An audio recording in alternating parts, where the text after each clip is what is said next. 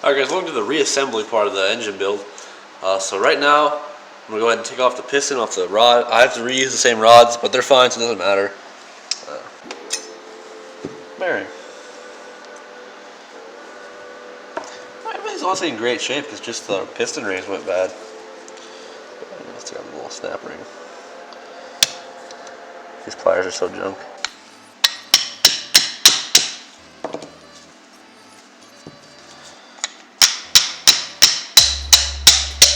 Got the rod out, as you can see. Here's the rod, and there's a piston. Everything's in great shape, man. Just I stopped driving it before something got like seriously overheated or something like that. So I'm not gonna be a cool guy and like, oh, my engine's blown. I'm gonna say fucking blow a hole in the block. Like, no, you can still fix it, man. Little slappers right here. Get some here. Out of this little box and put some assembly lube on it and push it in nicely.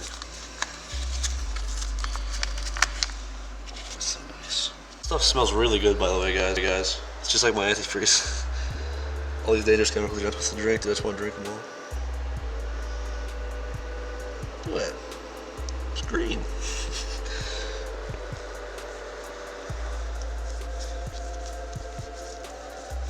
All right, that's sticky. It's so sticky but slippery. That's what it says on the packaging. So. Very nice. Very nice. So there's a new ring that was included with the kit. Better go on. Kit so far, I really like it. Everything feels up to par quality. So you can see, got everything assembled nicely. It goes freely. So yeah, that should be good. We're going to do the next pistons, and then we're going to put the rings on afterwards because I don't want to mix up the order these are in. Even though it says the number on there, I'm gay. Second piston, done. Third piston. Beautiful. So all the pistons are now correctly installed. We originally didn't even look at the dot on top. I mean, I didn't. Max didn't do shit. And looked at the dot on top and realized one was backwards, so we just flipped it around. It's not a big deal. So I guess now we install the crankshafts. Need the crankshaft real quick. It's not really dirty, but just want to get all the little grime and stuff off there that maybe got on there from sitting. Oh, you guys, not professional. I'm just some stupid kid in his garage. So if you follow me, do this at your own risk. Just saying, this isn't really the best way to clean a crankshaft, but that's the way I'm going to do it. I don't have any cleaning stuff with me, and I don't want to pay anyone else to do it. So if I'm doing this right, these go in completely dry, and then you put the oil on top of it because they're not supposed to move around inside there. So just push it on there. Push it on there good. Already messed up putting it on there. So you don't follow me, guys. This is straight. I just ripped my glove.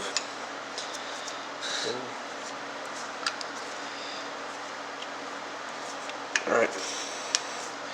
And I'm gonna get a screwdriver real quick. Just keep recording nice. Whoa, fucking floor's really slippery, by the way, guys. So get a nice screwdriver with a flat edge. Use the back end of it and just push down and tap. Don't tap on the bearing, just tap so it's flat. Now I'm gonna go get some grease and put it on there. I don't slip and bust my ass.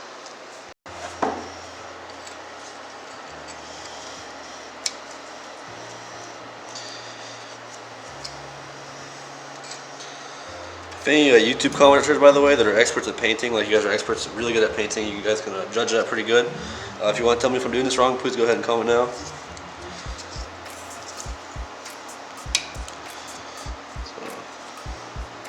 That's it nicely, they're always good. Get a screwdriver and tap it. It's so slick right there, it is so slick.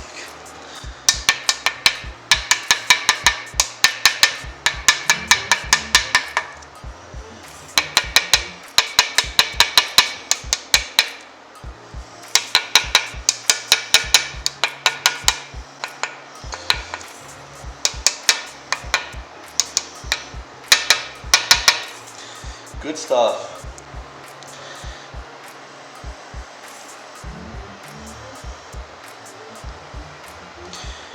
It's a good mix. You get the sides too.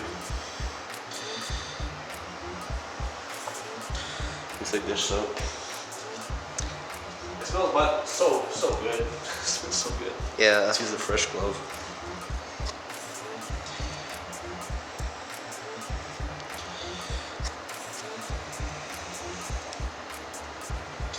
Now this one you want to get the middle and the sides right here because it actually touches the sides as well.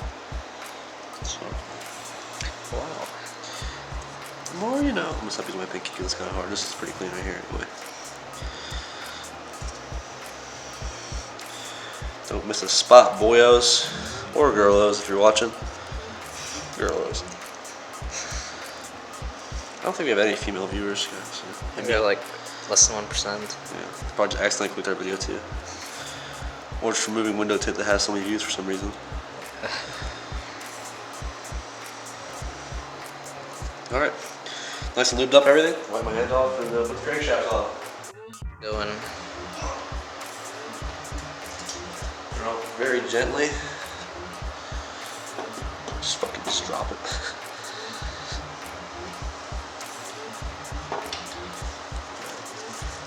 Should spin freely right now. That spins really nice. See, it's getting a little green too. Should be literally no resistance. It's like stiff, but not like. I mean, you can tell it's in there nicely. So next step is, I guess, put the top carrier on. The bearings on those. So let's do that. Carrier. Put the bearings on. The flat side with the no middle thing. No middle part. That goes on the top bearings. Let's look at that.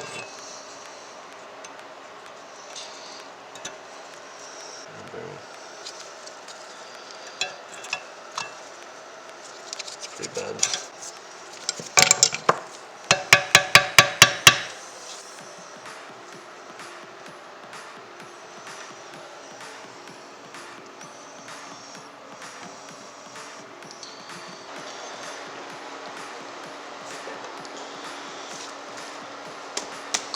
Pretty good. So the crankshaft carrier was rubber malleted in. Fits nice, man. That's what you're supposed to do. Just like keep mounting it until it, like the bolts can thread in by finger a lot, like a good bit. And all these thread in nicely by finger, so. Got the big boy Pittsburgh out. Oh, quality. Got all the torque specs for every bolt. Yep.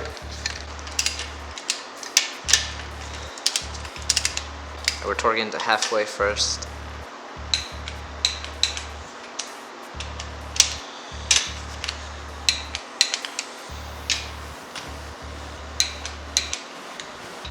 Full torque spec. Doesn't feel like it. I'm gonna do something wrong. That's apparently it.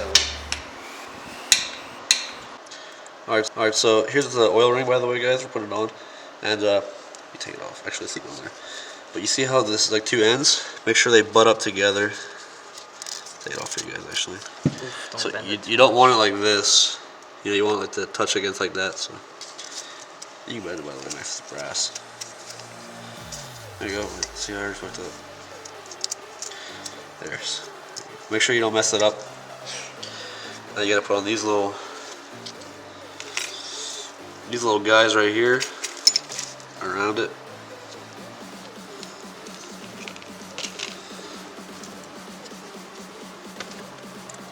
Breaking a ring would suck so bad.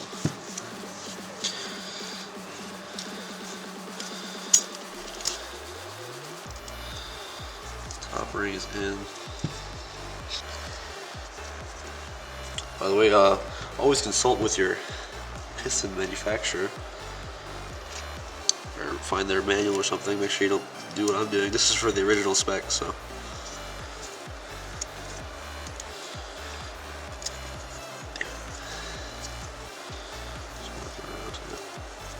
There we go.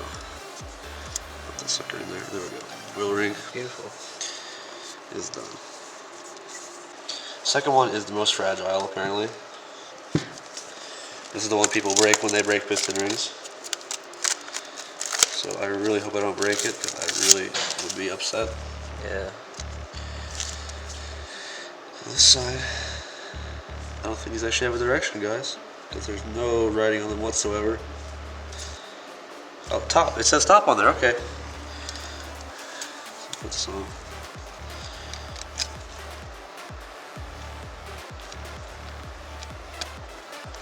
A piston ring tool would be pretty handy. Yeah, it like expands the rings a little bit.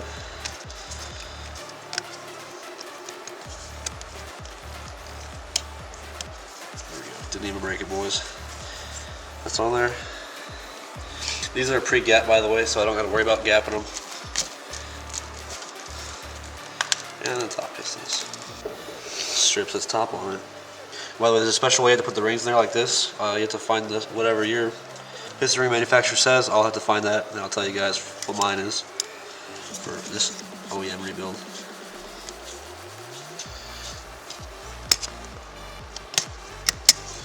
There we go. All piston rings on. That was easier than I thought it would be. Don't even worry about lining these up right now, because when you put them in the block, you gotta reline them and stuff. So that's that. Let's go do the other ones.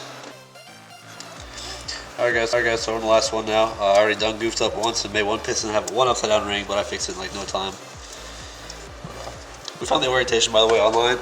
It's in the factory service manual. Factory service manual. It's for the single cam, so if you have a dual cam, it might be different. I don't think it's different because I'm pretty sure they have the same bottom ends, but you never know.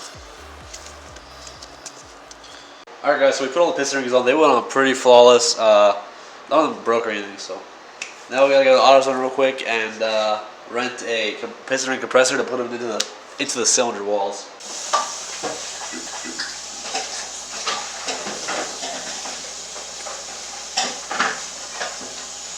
Okay, so you're gonna go ahead and fix your cylinders now. Not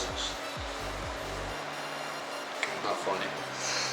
So I'm just cleaning the cylinders. So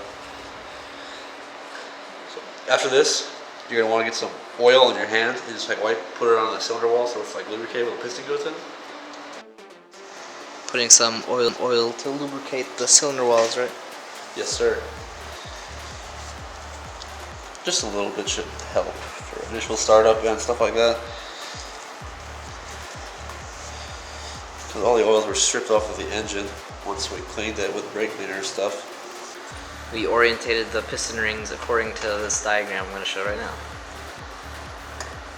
I haven't seen you guys wear this since episode 3. What's up with that? True fan over here, boys. Episode 3 of what car? Who knows? There's some assembly lubrication. This smells really good. Smell that. Oh.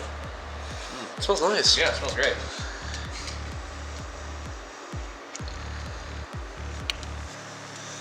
Give everything a little bit of love, guys. Like?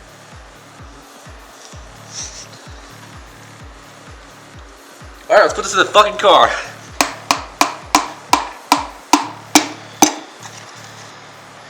Rings really nice.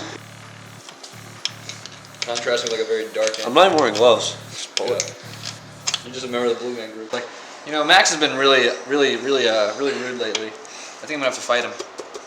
You gonna do one of those things for the show? For the show. For the show, you wanna get a producer on the Call show? it a show. Wanna get a producer on the show? Hey guys, welcome to the Bamboozle Boys show. With an intro? The live reality TV show. We'll get Rick from Pawn Stars to be in it. See, I'll do that just for that. Let me call a buddy of mine who's an expert in Bamboozle Boys. I've watched every single Bamboozle Boys episode. I'll give you $50.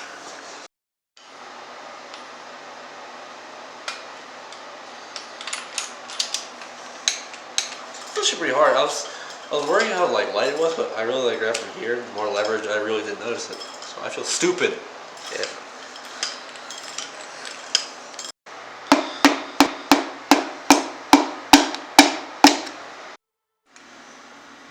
Torquing down the third piston connecting rod end cap. Rod cap. What do you call it?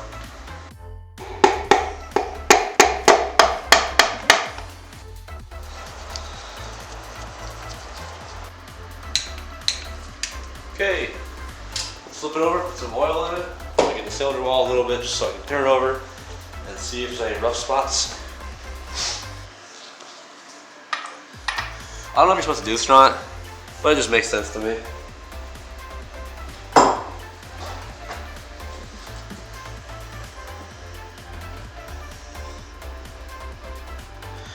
I'll get a rag in there obviously after I crank it a few times, so. Putting on the oil strainer and torquing it. Professionals. So we just got the rear main seal out of the old one. Let me show you real quick. I just grabbed the screwdriver in there, beat the shit out of it. See there? This is old junk anyway, but I got the new one. I just pushed it in a little bit with my fingers. It goes nicely by hand because it's new and like flexible and stuff. The rear main seal with RTV on there resting so it'll dry, and once it dries we'll torque it down to spec. Yes. Looks like it. That's it. The gasket's a little misaligned now. Place. That's good. Okay, this just a little tight for now so they can dry up and then we can tighten it. So we're just cleaning off the old gasket stuff. Old RTV. On the front timing cover. The front timing cover, yeah. I think it's upside down. It'll be attention right now.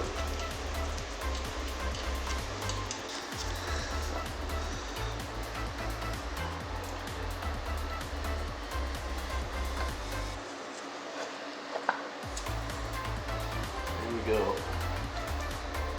Here we go. Very nice. There's quite a gap over here. Oh, very good. There we go.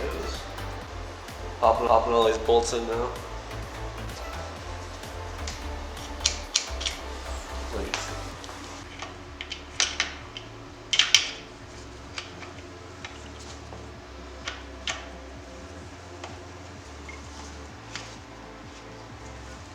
Oh.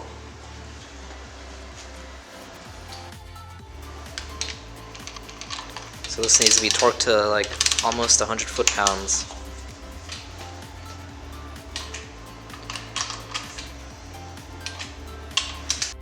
We got the oil pump, the water pump, the distributor on. Now we're putting on the oil pan. All the accessories. Kind of accessories, not really.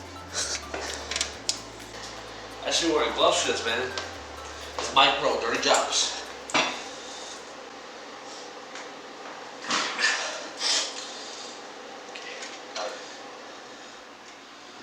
Pick it up one way.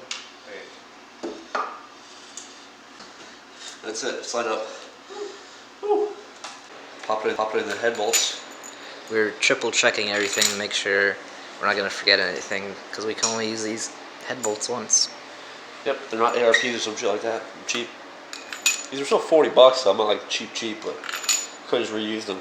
No, don't do that. I was reading up on it. Some people said you could do it if you're lucky or not, but I'm not gonna push my luck. I'm not gonna waste all this time on my first rebuild just to have some stupid break like that. This is the torques right here, guys. Torque. Just until it stops going. This is so nerve-wracking to watch. After breaking that one bolt, dude, holy shit! I'm so scared to tighten anything hard. Yeah. To be fair, I was trying to do 100 foot-pounds on that tiny little bolt, and these are 50, so. Now I'm putting oil in the bolts after torquing them down to what it says and loosening them. So, loosening them, put them in oil, put them back. As these instructions here say. Yep. Final torquing procedure.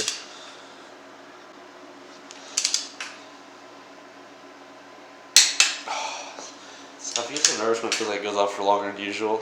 Yeah. Here we got the timing all lined up and stuff, and on the bottom too. Couldn't record that because it was hard. We had to use four hands. 4 hands, honestly. We had to use 6 hands, but we did it with 4. I don't even have to order these. They say 1, 2, 3 on them. And they have arrows that point the right way. Thank you, Nissan. Can't everything have a... I know. I mean, they pretty much does, honestly. Put on the tappets. Or not tappets. Rockers. Okay, we torqued down the cam bolt thing right there, and now we're torquing down the rocker arms.